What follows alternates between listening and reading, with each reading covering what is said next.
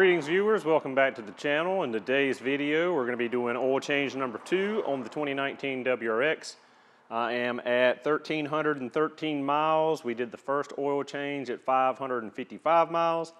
I know a lot of you think I'm insane, but this is the way I like to break in a new car, break in a new engine, just to keep getting out any debris, anything that's left in the engine from everything bedding in, the bearings, the rings, everything like that. Just keep a clean supply of fresh, clean oil coming through. Let the filter collect all that stuff, get it out of there so we don't have any buildup and issues later on down the road.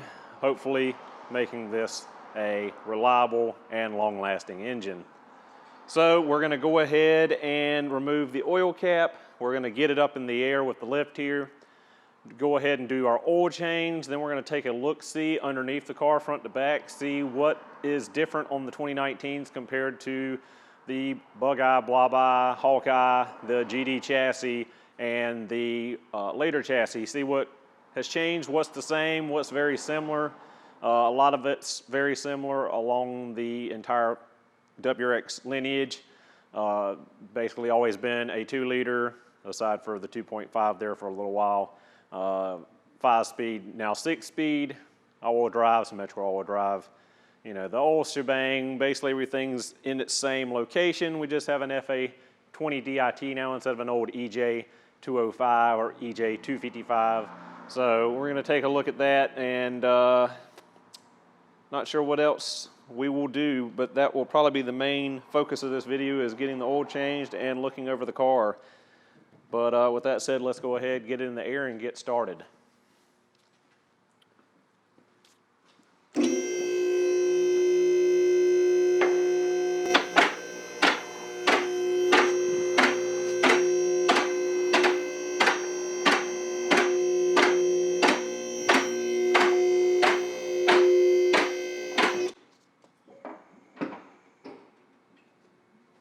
So here's one of the biggest differences with the new WRX with the new FA20 DIT engine. We now have an aluminum, forged aluminum skid plate. This is in place to protect the twin scroll turbocharger and the exhaust manifold as it comes down and collects underneath the engine just forward of the oil pan, and the turbocharger sits down low right about here.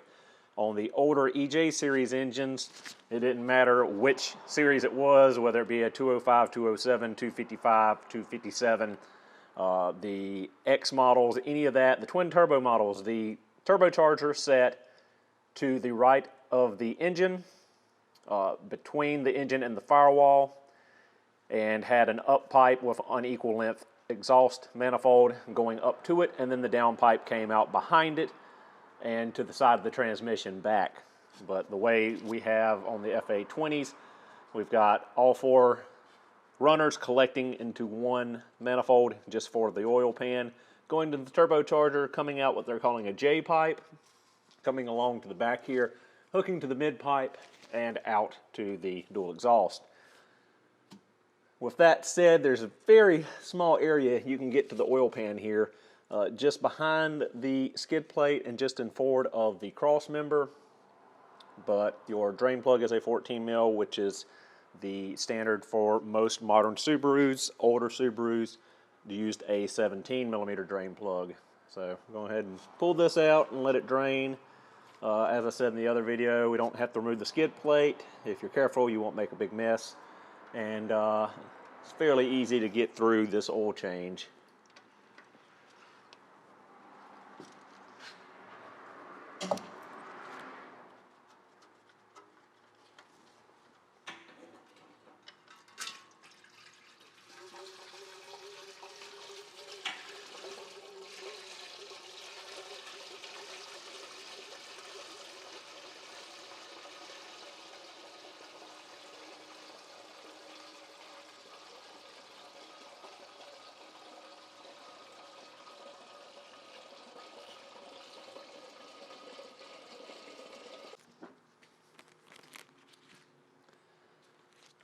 All right, so now that our oil has finished draining out, we can go ahead and install our drain plug with a new Sealing crush washer, the part number is 803916010. So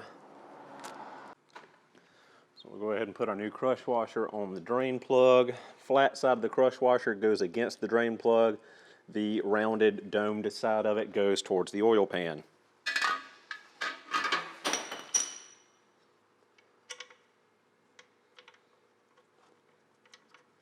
Just get that started and clean up any oil on the pan. Snug that up.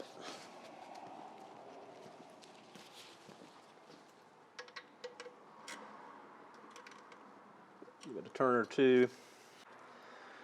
All right, so now that we've got that in there, we'll torque our drain plug to 41.7 Newton meters or 30.8 foot-pounds.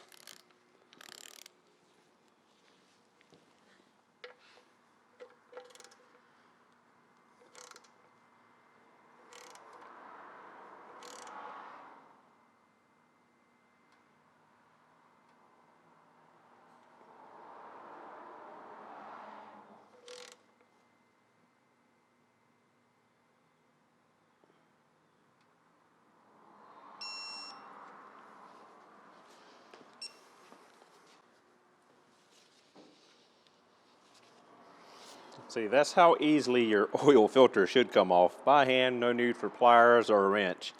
There's no reason to wrench that thing on there to 100 foot-pounds. So we get the old oil filter off of there. We're going to let it drain, and again, we're going to cut it open with the oil filter cutter and see if there's any particulates inside of the oil filter, metal shavings, etc.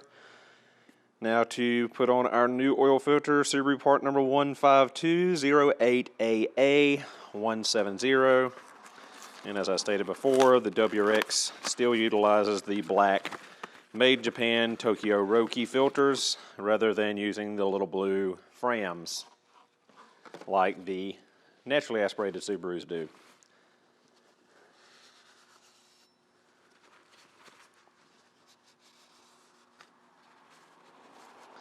Let's get any oil or debris out of the cup.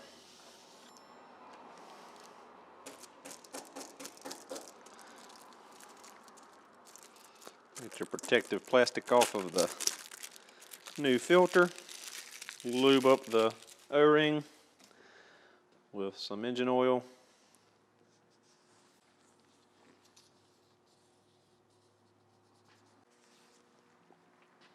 And spin it on down till contact and about a quarter turn past contact. Just snug. Like I said, no reason to wrench that thing down there. All right, now to add our oil, 5.1 quarts of Subaru Synthetic 530,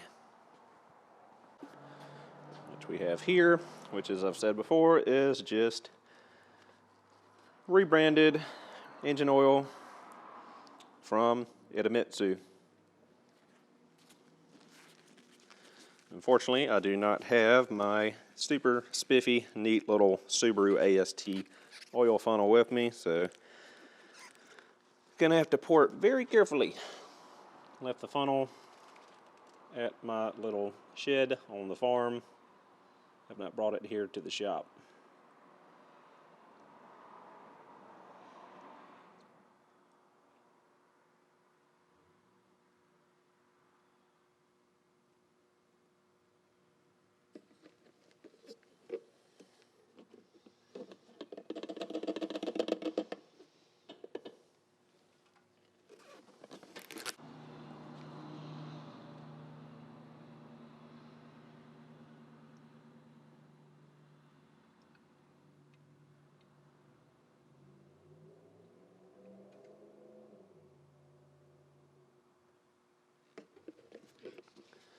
Also, now that I've got 1,313 miles on the WRX, I need to start looking at getting an AOS, or air oil separator.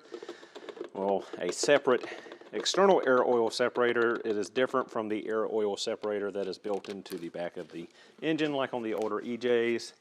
that plate that we resealed beside the rear main crankshaft seal. And this is a little bit different due to the fact that this engine is direct injection. There is no longer a port injector. So the whole big beneficial thing about having port fuel injection is that as part of your PCV, your positive crankcase ventilation system, which we need to go into a little explanation on that. The PCV system is basically a system in place on the engine as a pollution control. Back in the day, well, actually, let's see why. Okay, let me find a good starting point here. Okay, so as normal operation of any engine, your piston rings do not seal 100%. The fact that those rings do not seal 100% allows some pressurized combustion to leak past the rings, and it gets trapped in the crankcase, you know, where your crankshaft rods and oil pan are. And this pressure would continue to build up if there was no way to vent it. And as this pressure builds up, it has to find a way out of the engine, and its way out of the engine is to start busting your oil seals. So it'll blow out your crank seal, it'll blow out your rear main seal, it'll blow out your oil pan gasket, whatever, but this pressure has to get out of the engine or else it will continue to build up. So back in the day, engines used to have what they called a downdraft tube, which was basically on V8 engines, which were a little bit different than the boxer engine, and were able to run this, that you had a hole basically in the back of the engine block with a steel pipe coming out and down, and that vented your trapped crankcase pressure. Well, EPA didn't like that. They didn't want you dumping this stuff out into the atmosphere. If you've ever looked at an old tractor or been around an old tractor, especially on a cool morning, or an old school bus, and you saw smoke pluming from out from under the engine, that's what it was. That was the downdraft tube expelling that trapped crankcase pressure. So they invented the PCV system, which is positive crankcase ventilation, to deal with this. And what that is basically on the EJ series engines, to be something that most of you would have reference to, the hoses that were on top of either cam cover, rocker cover, valve cover, they ran back to the air box. Well, the whole premise was they used the vacuum of the engine to siphon those gases out through the rocker covers. And this gas would bring some oil vapor with it. Well, that oil vapor would get into the engine and be reburned, and the vacuum pump that is the engine would pull this crankcase pressure out, burn it again in the combustion chambers, and lessen that emissions where, one, you don't have pressure building up, blowing out your oil seals, and two, you don't have crankcase emissions just blowing out straight into the atmosphere unfiltered.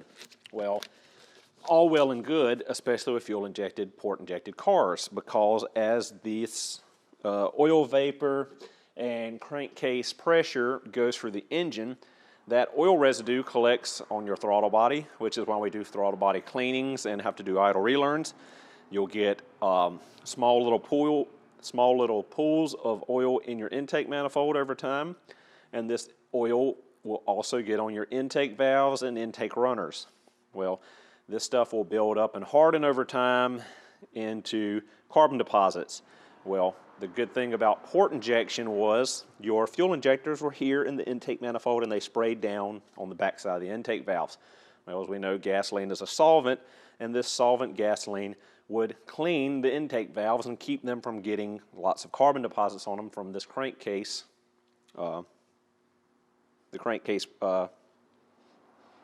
emissions that were going through the engine and being burned. Well, the new issue that has just arisen in the last decade with the advent of the direct fuel injection gasoline engines is that you no longer have the port injector that sprays fuel on the intake valves to keep them clean. Well, now the problem is that all this oil vapor in the positive crankcase ventilation system that's still active is collecting on these valves with no way to clean them. There's no gasoline, no solvent dissolving it constantly. Well, Toyota remedied this issue on their, I know I'm going to say it wrong, it's either D4S or 4DS system. I can't remember which, I'm going off memory. But basically, they have their direct fuel injectors and they have port injectors on top, and the port injectors sporadically spray to keep the intake valves free of carbon while the direct injectors run the engine primarily. Well, that system is on the BRZ and the FRS with their FA20. I really wish that with Toyota's 17% stake, now I think as of like a week and a half ago, 20% stake in Subaru, that they would have shared that technology and could have put it on all of Subaru's new direct injection boxer engines, but unfortunately they have not. So with that said, now you have to worry about carbon deposits gumming up your intake valves on the FA20 DIT engine, the FA24 DIT engine, and all of the new FB series engines and FA series engines that are naturally aspirated.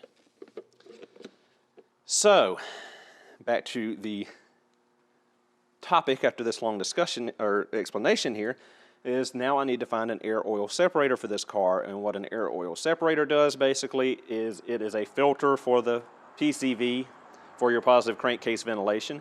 It basically traps all the engine oil vapor and separates it from the air and the emissions before it is pulled into the intake and back into the engine. By eliminating the oil from the air, you don't have to worry about the oil getting stuck on your intake valves and carboning up your intake valves and your intake track. Is it a perfect system? Absolutely not, but is it better than having nothing? Yes, it's extremely better than having nothing, but there's so many systems on the market now, and there's lots of different ways they run them. There are just regular catch cans. There are the air oil separators that are just running lines through and a filter. There are some now that are heated because the easiest way to extract the oil from the crankcase pressure, the pressurized crankcase emissions, is to heat the can, and that acts as a catalyst to make the system more efficient. So there's many options on these air oil separators, so I'm not sure which one yet I'm going to go with.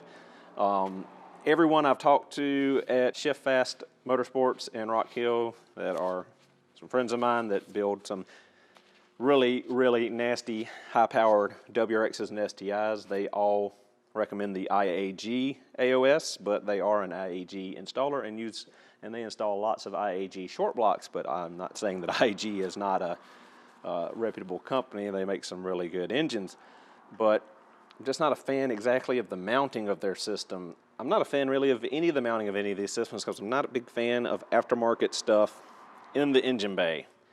It's kind of an eyesore, and the way they mount them is some of them mount them over here, and you can't even see where I'm pointing probably on screen, but where the PCM is near the airbox, there's this big massive space where the turbocharger used to sit on these cars between the firewall and the transmission. I wish I could mount one down there, out of sight, out of mind. But another thing that comes with it is all these hoses you have to run everywhere. And it's just a big mess, and I don't really want to deal with it, but I'm going to have to because I don't want to deal with carbon intake valves. But rant over. We've got 4 quarts of oil wheel. We need to put a 5th in. We will then do our clear flood mode crank, where you fully depress the accelerator pedal and crank the engine. By doing so, it puts the engine PCM into clear flood mode, where it will disable your injectors and your ignition coils, where you can crank the engine over without starting it, and we will crank it over until our oil pressure light goes out on the dash. When the oil pressure light goes out on the dash, we know that we've circulated oil up into the oil filter, filled the element, and we will not have a dry start on this engine. It's one downside to these upside down filters is you can't pre-fill them before you install them, but I do like them for their simplicity of changing the oil and their top side. You don't have to worry about that oil running down the sides of the filter, burning your hands. It's not crammed up around the exhaust manifold like it used to be down on the bottom of the engine. Really like the top side oil filters now, but you know, the whole not being able to pre-fill it is a little bit of pain, but we do have the option to do the clear flood mode crank and fill it with no issues. So we'll go ahead and put this 5th quart in.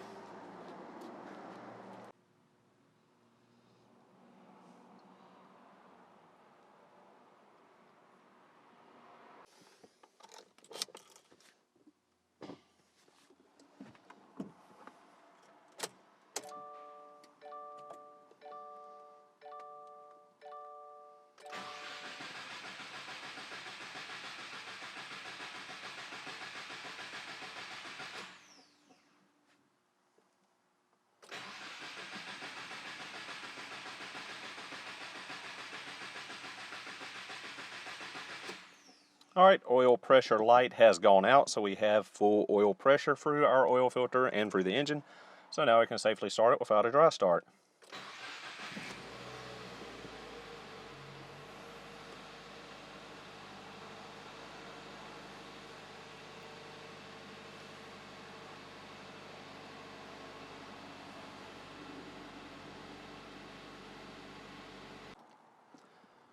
All right, so now that we've run it, we'll check underneath, make sure there's no leaks, which I doubt we'll have, as we've installed a new crush washer and torqued the drain plug to factory specification.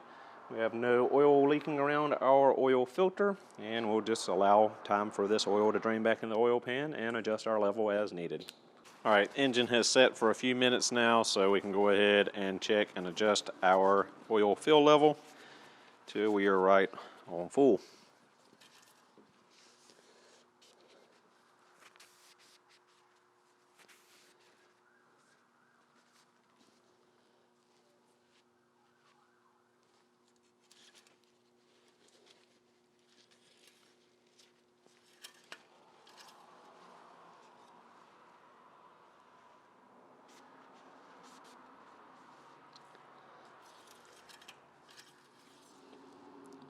We're slightly low. We did put in only 5 quarts and the spec is 5.1, so we'll add a splash more and we should be right to the full mark.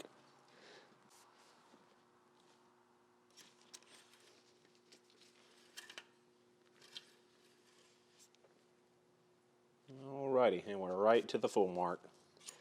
So good to go. So now that we got that out of the way, we're going to get the car back up on the lift and we're going to take a look and see what all is different on the new chassis compared to the previous WRXs for the years. I think I'm going to take off the beauty cover here because I think I got some leaves in my intercooler, and we'll just take a look at the engine really quickly without this cover in the way.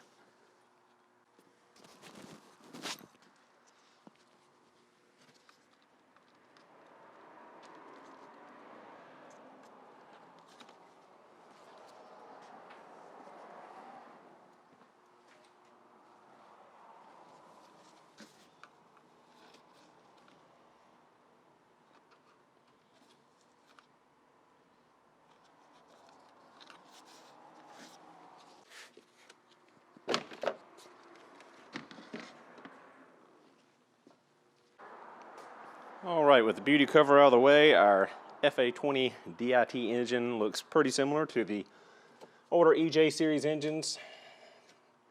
Got a polycarbonate intake manifold, runner to each side as expected. Our alternator is now offset rather than center. Our AC compressor is in roughly the same place. No power steering pump anymore because these cars utilize electronic power steering. We have an auto belt tensioner here, no more adjusting the alternator and the AC bracket to tighten the 2 belts because we now use 1 serpentine belt rather than 2. Other than that, we have our oil filter topside mounted as we looked at earlier. Our oil fill is on the front of the aluminum timing cover, as we now have timing chains rather than a timing belt. Also, if we look to the front of the engine, we'll change positions here in a minute, we now have an external water pump that is driven by the serpentine belt rather than an internal water pump driven by the timing belt or timing chain. We have our intercooler roughly in the same location as all the EJ series engines had it. We just don't have a hot turbocharger back here heat soaking it anymore. It's now at the very front, bottom of the engine. One change that I don't quite understand Subaru doing is the PCM is now located right here in the engine bay, right beside the cam cover for the right side of the engine. I thought that they had it pretty well figured out with mounting their PCMs in the passenger or right side for those not in the U.S. Footwell. But I don't know why the big change now to put the PCM in the engine bay right beside the heat of the engine when it was for so many years inside the engine compartment in the floorboard. Airbox and snorkel basically in the same location, radiator basically the same. battery location and fuse box, basically the same. Our windshield washer jug that used to be mounted up here on the older chassis and then went to the nose on the later chassis. It continues on this body style and is down in the front bumper fender well area on the left side. Coolant reservoir, basically the same for the last 2 decades. Other than that, pretty much not much has changed in the engine bay. So let's look at if I can show you the front of the engine really quickly so you can see what I was talking about. I'm sure a lot of you are thinking to yourself, why is this joker talking about the FA20 like it's a brand new engine? It's been out for years now, but I've never covered one on the channel. So yep, there's our water pump and the water pump pulley that's externally driven now, our timing chain cover, and our external cam sensors here. All right, guys, car is back in the air. Got the plastic underbody shield off. All we've got left is our forged aluminum skid plate here. And right here, you can see our turbocharger, our little twin scroll turbo. We've got our intake side over here. We've got the exhaust side over here with our catalyst into the J-pipe. And you can sort of see now why they call it a J-pipe, because it comes out in a J shape. What else do we got under here? So we've got our front oxygen sensor just behind this piece of the skid plate that you can't make out. We'll do some moving around here. So here's our inlet side.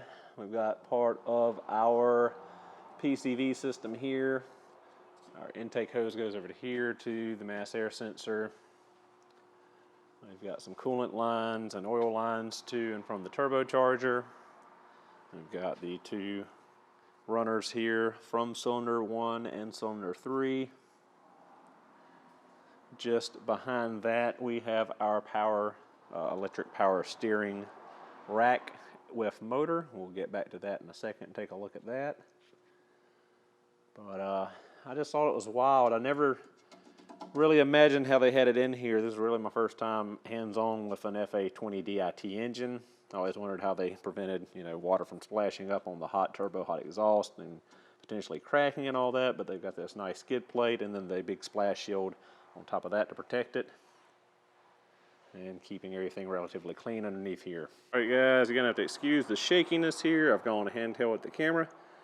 As we can see back here behind the engine, that is our electric power steering motor there with the 2 large high voltage wires going into it. Well, I don't think they're actually high voltage. I think they're just a higher gauge for higher amperage draw. So looking at the front suspension, everything is pretty much the way it's been for the last few years, with our flipped rear control arm bushing, aluminum lower control arm now, sway bar, spindle, ball joint, the axle, the strut. All that's pretty much the same as it's been since 2002. So looking back here at the transmission, nothing out of the ordinary or spectacular other than the fact that it's so clean as compared to most of what I work on. One big difference now with the transmissions and the manual transmissions is they do not have a direct linkage. So something new, but not entirely new with the transmissions, is now that they are cable shifted, as you see from the cable here and the cable there going up to the shift mechanism. We do not have a direct engagement like we used to with the shifter, as I just showed you in the last video on the 2002 WRX. We don't have that rod coming out of the back of the transmission hooked directly to the shift forks. We now have the cable, and I'm personally not a fan of it. I don't like the feel of the new cable shifters. I much prefer the old school shifters with your shifter being directly connected to the transmission. Just gives you a better feel of things, in my opinion. So that's a new, different thing on these 6-speed transmissions. I believe this came in with the 6-speed non-STI transmissions. What else do we have? Everything else pretty much the same till we get to the rear suspension. Same 2-piece prop shaft with the central carrier bearing. And yeah, let's go ahead and look at the rear suspension components. So here's probably the biggest change in this chassis. Well, not this chassis, but in the newer chassis compared to the first chassis WRXs is the rear suspension. No longer do we have 2 lateral lower control arms going down. We now have a stamped steel control arm, one piece, between the spindle, the strut, and the sway bar end link. Our trailing arm now is much smaller and different shape coming in and it's a lot shorter too.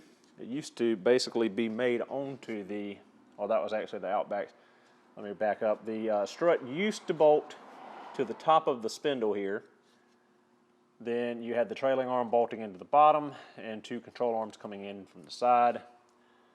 Now we've got our axle here, lower control arm stamped steel piece with the strut and spindle and sway bar end link in line bolted together. And now we have basically a tie rod here at the front of that spindle to adjust our toe. So on here to the rear differential, basically the same differential we've had for years and years. We got the 2 studs up here and nuts with the 2 bushings going into the rear subframe. We've got our mount across the bottom here with 2 bushings on either side, holding the front of the rear differential. Other than that, not much has changed from 2002 with the first US spec WRX to now to the 2019 and still into the 2020 model. One thing I do notice is that Subaru was very lacking on the paint in the back here, which is not a shocker. Subaru has always run thin paint jobs on the cars. But that's a topic for another video and another day.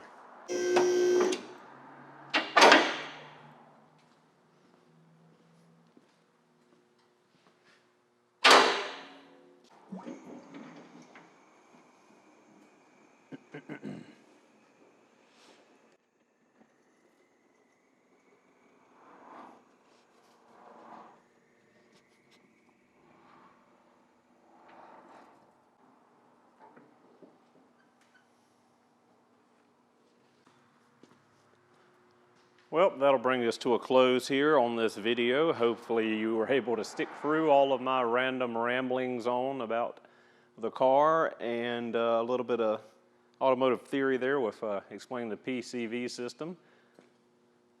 Another thing, for those of you that have stuck around this long, if you would or want to, be sure to hit the bell notification if you are subscribed. There's been, as most of you know, and I've been putting in the description of most videos, that YouTube's algorithm has changed and now a lot of subscribers are not being notified of new videos. So to be notified anytime I upload anything, hit the bell so you can get notifications.